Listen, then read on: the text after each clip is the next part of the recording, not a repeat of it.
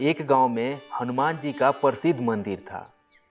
उसमें धीरेन्द्र शास्त्री नाम का एक प्रतिष्ठित और विद्वान पंडित रहते थे। उनके श्रेष्ठाचरण से दरबार में उनका बड़ा मान सम्मान था।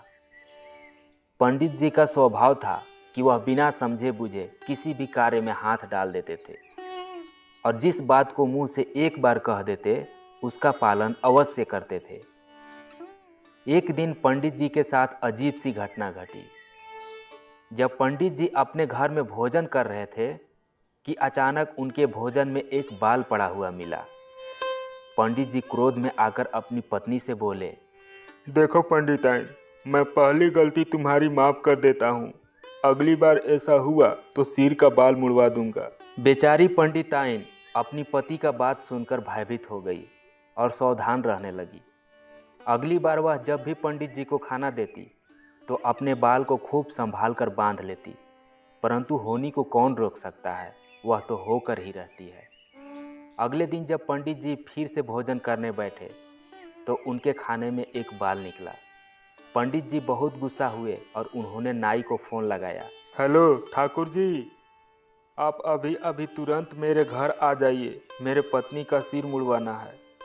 पंडिताइन ने पंडित जी को क्रोधित देखकर अपने कमरे में जाकर दरवाज़ा अंदर से लॉक कर दिया। इधर पंडित जी के घर नाई भी आ चुका था। पंडित जी प्रणाम। खुश रहो खुश रहो, तुम यहाँ बैठो, मैं अभी पंडिताइन को लेकर आता हूँ। जब पंडित जी ने दरवाज़ा को देखा तो वह अंदर से लॉक था। अरे पंडिताइन, तुमने दरवाज़ा क्यों लॉक करके रखा है? दरवाज़ा खोलो, नाई आ गया है, आज मैं तुम्हारा सिर मुड़वा ही दूंगा। पंडित जी ने खूब कोशिश की लेकिन पंडिताइन ने दरवाज़ा नहीं खोली। वह अंदर से ही अपने मायके में भाइयों को फ़ोन लगाकर बोली, भैया मेरे पति ने मेरा सिर मुड़वा रहा है, मैं क्या करूं? मुझे कुछ समझ नहीं आ रहा है, तुम जल्दी से आ जाओ, मैं एक कमरे में बंद हूं। ठीक है बहना, मैं अभी आता हूँ, साले को छोड़ूंगा नहीं। पंडिताइन के 4 भाई थे। वे कुछ ही देर में पंडित जी के घर आ गए। उन्होंने खिड़की से अपनी बहन की दुर्दशा देखकर बहुत क्रोधित हुए। चलो भाई, इस गांव के प्रधान के पास चलते हैं। गांव के प्रधान पंडिताइन के बड़े भाई के दोस्त थे। उन्होंने पंडिताइन के भाइयों को एक बेहतरीन तरकीब सुझाई और कहा, तुम लोग अपने जीजा के पास जाओ और उसे अर्थी पर लेटाओ, मैं कुछ ही देर में आता हूँ। इधर पंडित जी ने अपने पंडिताइन को आवाज़ देते हुए कहा, अगर तुम दरवाज़ा नहीं खोली तो अभी बढ़ई को बुलाता हूँ और दरवाज़ा तोड़वा देता हूँ। पंडिताइन के 4 भाई पंडित जी के पास आ पहुँचे थे। रवि, रामू और बाला, तुम लोग जीजा जी को पकड़ो और अर्थी पर लेटा दो, मैं उनमें कफन बांध देता हूँ। अरे क्या बोला तुम? मैं तुम्हारा जीजा हूँ, अगर ऐसा किया तो मैं तुम्हारी बहन को छोड़ दूंगा। हाँ, जब तुम अर्थी पर लेटोगे तभी हमारी बहन को सिर मुड़वाने का अधिकार है।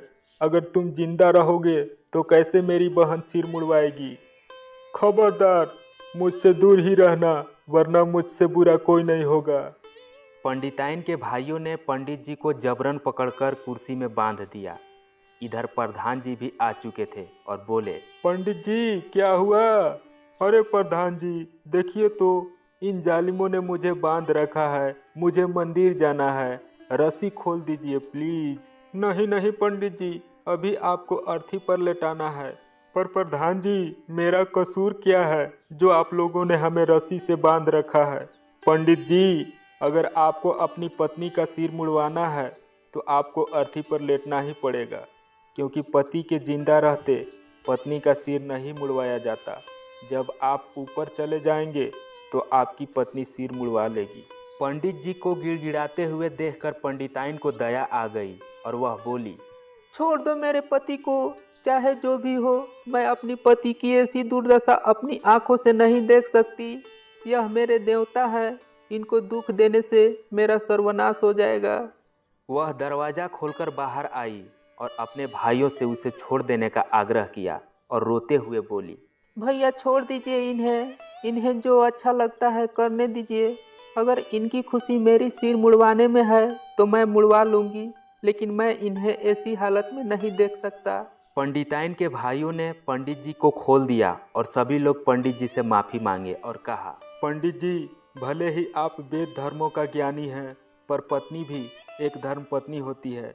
उनकी भावनाओं को ठेस पहुंचाना हमारी धर्म नहीं है। हर इंसान से छोटी मोटी गलतियां होती रहती है। प्रधान जी के कहने का मतलब यह था कि किसी भी स्त्री का पति की जीवित अवस्था में स्त्री का मुंडन नहीं हो सकता। पति के मृत्यु के पश्चात ही मुंडन किया जाता है। पंडित जी को धर्म के साथ पत्नी धर्म का भी ज्ञान हो गया और वह अपने गांव मंदिर चले गए। इधर प्रधान जी और पंडिताइन के चारों भाई अपने अपने घर वापस चले गए। मुझे आशा है यह कहानी आपको बेहद पसंद आई होगी। पसंद आई हो तो वीडियो को लाइक कर दीजिए, चैनल को सब्सक्राइब कर दीजिए और इस वीडियो को अपने दोस्तों के पास शेयर कर दीजिए। तो मिलते हैं अगले वीडियो में, तब तक के लिए जय हिंद।